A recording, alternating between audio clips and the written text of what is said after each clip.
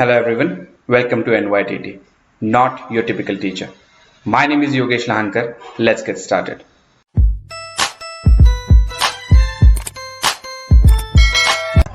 Hello everyone, welcome to a brand new series on NYTT, not your typical teacher. My name is Yogesh Lahankar और इस series में हम 9th की history की NCERT पढ़ने की कोशिश करेंगे। अब वैसे तो मैं चैप्टर 1 फ्रेंच रेवोल्यूशन से स्टार्ट कर सकता हूं, लेकिन ये सब करने से पहले मैंने सोचा कि जो चीजें यूजुअली क्लासरूम टीचिंग में नहीं बताई जाती, जिन पन्नों को यूजुअली पहले के पन्ने हैं छोड़ देने हैं, इस तरह से ट्रीट किया जाता है, उनके बारे में कुछ बोला जाए, उनके बारे में कुछ इंफॉर्मेशन दी जाए। तो ये जो वीडियो है ये इंट्रोडक्टरी होने वाली है 9th की हिस्ट्री की टेक्स्ट बुक के लिए।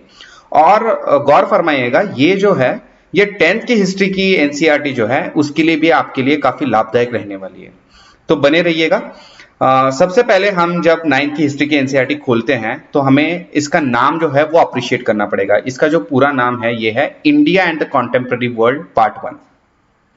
तो जब आप ये नाम पढ़ते हैं तब आपको सबसे पहले ये समझ में आना चाहिए कि यहाँ पे हम भारत और कंटेम्पररी वर्ल्ड जो है इसके बारे में पढ़ाई करने जा रहे हैं। और अगर आपने 10th की हिस्ट्री की जो एनसीईआरटी है उसका नाम देखा तो ये India and the contemporary world part 2 है। अगर आपको याद हो 6, 7, 8 में आपने इंडिया की हिस्ट्री पढ़ी है, उसमें कंटेम्पररी वर्ल्ड के बारे में कोई बात नहीं करी थी। लेकिन अगर आप अब इस बुक के इंट्रोडक्शन में जाएंगे तो वहां पे आपको पता चलेगा कि यहां पे आप 6, 7, 8 का जो अप्रोच है उसे पीछे छोड़ते हुए अब एक नए अप्रोच के साथ आगे बढ़ेंगे। एक नया ये रहेगा, रास्ता रहेगा, जिसमें 9th और 10th में आप इंडियन हिस्ट्री के बारे में पढ़ेंगे, वो भी वर्ल्ड के कॉन्टेक्स्ट में। ठीक है, तो एक्चुअली इन्होंने एक शुरुआत इस इंट्रोडक्शन में इस तरह से करी है कि हम लोग जो अपने आसपास जो चल रहे इवेंट्स हैं या फिर जो चेंजेस हैं, ये चेंजेस और इवेंट्स के बारे में हम क्वेश्चन पूछना अक्सर भूल जाते हैं। ठीक है, और एक्चुअली ये जो चेंजेस है ना, इसी से हिस्ट्री बनती है आगे जाके। लेकिन हम क्योंकि क्वेश्चन नहीं पूछते तो आगे जाके हमारी जो अंडरस्टैंडिंग है वो काफी लिमिटेड रह जाती है, क्योंकि हमने at the very beginning question ही नहीं पूछा था उसके बारे में। ठीक है, तो ये जो पूरी की पूरी टेक्स्ट बुक है आपको क्वेश्चन करना सिखाएगी। ठीक है, और किस कॉन्टेक्स्ट में क्वेश्चन करना सिखाएगी कि भारत में जो कुछ भी चल रहा है, जो अब चल रहा है, जो अभी चल रहा है, उसका वर्ल्ड हिस्ट्री के साथ क्या संबंध है, ये पूछना आपकी ये 9th की हिस्ट्री की एनसीईआरटी आपको सिखाएगी। और 9th की हिस्ट्री के एनसीईआरटी के साथ ही 10th की हिस्ट्री की एनसीईआरटी जुड़ी हुई है। तो अगर आप ये देखेंगे कि 9th की हिस्ट्री की एनसीईआरटी में आप पढ़ेंगे फ्रेंच रेवोल्यूशन, रशियन रेवोल्यूशन और नाजिज्म प्राइमरीली, और सेकंड पार्ट में से आप पैस्टोरलिस्ट सोसाइटी, फॉरेस्ट पीपल के बारे में आप पढ़ने वाले हैं। ठीक है, ट्राइबल लोगों के बारे में जो जंगल में रहते हैं, सो जंगल पीपल, ट्राइबल पीपल, और as we call it the forest dwellers, इनके बारे में हम लोग पढ़ने वाले हैं। तो जब हम ये 9th के बारे में ये सारे इवेंट्स एंड प्रोसेसेस हम पढ़ेंगे तो उसका जो आउटकम है, specially the most important outcome of all this is nationalism. तो ये जो नेशनलिज्म है वो हम 10th में पढ़ने वाले हैं। तो there is a very coherent और direct relationship between 9th standard history NCERT and 10th standard history NCERT. तो ये हमें कभी नहीं भूलना है। और ये मेरा आपसे वादा है कि जब मैं 10th की हिस्ट्री पढ़ाना शुरू कर दूंगा इस चैनल पे, तब मैं टाइम एंड अगेन 9th की हिस्ट्री एनसीईआरटी पे आऊंगा, क्योंकि यहां पे जो कॉन्सेप्ट दिए गए हैं, स्पेशली इन चैप्टर 1, 2 एंड 3, ये सारे के सारे कॉन्सेप्ट बाद में आपको 10th की हिस्ट्री एनसीईआरटी पढ़ते वक्त काफी काम आने वाले हैं। तो जिसका बेस अच्छा होगा 9th की हिस्ट्री एनसीईआरटी में, वो 10th में भी अच्छे मार्क स्कोर कर पाएगा एसएसटी में। ठीक है, थोड़ा आगे चलते हैं। यहाँ पे इन्होंने ये बताने की कोशिश करी है इस पैराग्राफ में, जहां पे मैंने 2 मुद्दे काफी हाईलाइट करे हैं ग्रीन में। तो इसमें ये है, उन्होंने बताने की कोशिश करी है कि in any case there is no reason to think of national territorial boundaries as the only valid unit of our study. तो बहुत बार बच्चे क्या कर जाते हैं कि इंडियन हिस्ट्री को सिर्फ एक आइसोलेशन में पढ़ने की कोशिश करते हैं, जब इंडिया में जो कुछ भी चल रहा था उसको वर्ल्ड हिस्ट्री में बिठाने की कोशिश बहुत कम बार की जाती है, ना बल्कि बच्चों के द्वारा, बट बहुत बार टीचर्स के द्वारा भी। तो ये जो हिस्ट्री की टेक्स्ट बुक है ना, ये इसी को चैलेंज कर रहे हैं अभी। ठीक है। और यहाँ पे जो फ्रेंच हिस्टोरियन फर्नन ब्रॉदल जो कहते हैं ना, ये काफी इंपॉर्टेंट है फिर हमारे लिए। वो कहते हैं it is not possible to talk of a nation without the world.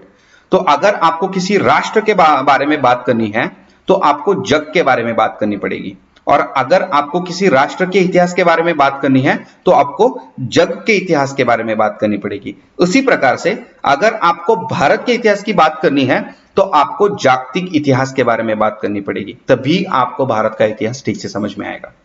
तो इसी वजह से India and the contemporary world part 1 ये नाम इस हिस्ट्री के एनसीईआरटी बुक को दिया गया है। ठीक है, थोड़ा आगे चलते हैं। यहाँ पे इन्होंने ये भी डिस्कस करा है कि किस प्रकार से जो कॉलोनियल लोग थे, जो कॉलोनियल पावर्स थी सच एज फ्रांस, यूके, इन लोगों ने है ना पूरे जग में ये एक व्यू फैला दिया था कि जो कोई भी चेंज है, जो कोई भी मतलब डेवलपमेंट है, या फिर जो कोई भी अच्छा जो कुछ भी हो रहा है वो सब वेस्ट में पहले हुआ। पाश्चिमात्य जो बोलते हैं हम, जो पश्चिमी देश जो है वहां पे ये सारी चीजें, अच्छी चीजें होने लग गई थी सबसे पहले। और इसके बिल्कुल अपोजिट ईस्ट में सारे के सारे लोग लेजी थे, इनकी सोसाइटी बिल्कुल डेवलप्ड नहीं थी, ये सारे के सारे लोग बारबैरिक थे। इस प्रकार की एक उन्होंने पिक्चर जो है ड्रॉ करी है पूरे वर्ल्ड के सामने। लेकिन आज हम लोग ये जानते हैं कि ऐसा कुछ नहीं था। हर एक सोसाइटी अपने अपने स्पीड से डेवलप होती है, अपने अपने स्पीड से आगे बढ़ती है। तो बहुत सारे हिस्टोरियंस आज आगे आके इसको क्वेश्चन करते हैं। और जब आप ये हिस्ट्री की एनसीईआरटी पढ़ेंगे 9th and 10th की, तो आपको ये समझ में आएगा कि change is the only constant, और चेंज जो है वो हमें हर एक सोसाइटी में दिखाई देता है। तो ये जो एलिगेशन है ना, स्पेशली वेस्टर्न नेशंस का, कि चेंज तो सिर्फ वेस्टर्न नेशन में हुआ करता था, ये ईस्टर्न नेशंस है या फिर लैटिन अमेरिकन नेशंस है या फिर अफ्रीकन नेशंस है, यहाँ पे कभी दिखाई नहीं देता था, ये भी आपको समझ में आएगा कि काफी गलत है। ठीक है, आगे बढ़ते हैं। तो जैसे कि मैंने कहा, अब की साल के ये जो 9th की हिस्ट्री की एनसीईआरटी है, इसमें आप कुछ इवेंट्स एंड प्रोसेसेस के बारे में पढ़ेंगे। ठीक है, और अगले साल 10th की हिस्ट्री की एनसीईआरटी में आप इनका डायरेक्ट आउटकम जो है, ठीक है, राष्ट्रवाद जिसे कहते हैं, नेशनलिज्म जिसे कहते हैं, और उसी से फिर उभर के आती है anti colonial struggle India and elsewhere, like in the African nations as well as in the Latin America, इनके बारे में हम लोग पढ़ेंगे। तो जो कोई भी इवेंट्स एंड प्रोसेस जो कि इस टेक्स्ट बुक का फर्स्ट पार्ट है, ये देखिए सेक्शन 1 इवेंट्स एंड प्रोसेस। यहाँ पे ये जो हम 3 इवेंट्स एंड प्रोसेसेस के बारे में बात करने वाले हैं ना, इनका जो डायरेक्ट इंपैक्ट है पूरे वर्ल्ड पे और स्पेशली कहा जाए तो इंडिया पे, वो हम 10th में पढ़ेंगे। ठीक है, तो समझते हैं इवेंट्स एंड प्रोसेसेस का मतलब क्या है। देखिए, try to understand this. Event और प्रोसेस ये दो अलग चीजें हैं, इसी की वजह से इन्होंने बीच में एंड लगाया है। ठीक है, तो इवेंट्स का मतलब है कोई घटना, और प्रोसेस मतलब कोई एक प्रक्रिया जो चलती आ रही हो या कंटिन्यूस घटती जा रही हो।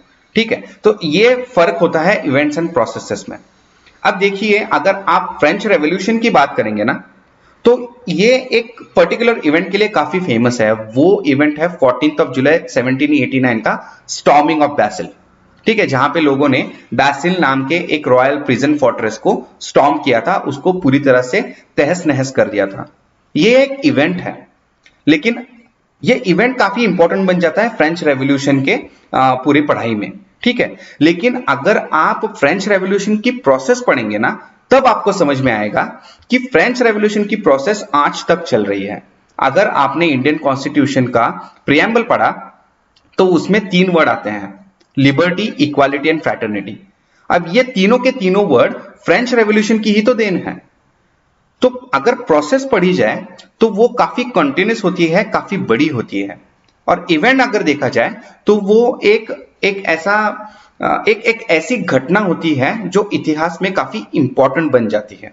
ठीक है, तो ये फर्क होता है इवेंट्स एंड प्रोसेसेस में, और इन्हीं इवेंट्स एंड प्रोसेसेस द्वारा हम एक्चुअली वर्ल्ड हिस्ट्री को पढ़ने की कोशिश करेंगे। और नेक्स्ट ईयर जब हम ये इवेंट्स एंड प्रोसेसेस पढ़ेंगे तो उसका भारत के ऊपर क्या परिणाम रहा है, ये हम पढ़ने की कोशिश करेंगे। ठीक है, तो इस वीडियो में इतना ही। I hope you are liking the content that I am providing. अगर ऐसा है, अगर आपको मेरा कंटेंट अच्छा लगता है तो please like, share, comment and subscribe. Until then, thank you very much. Bye bye.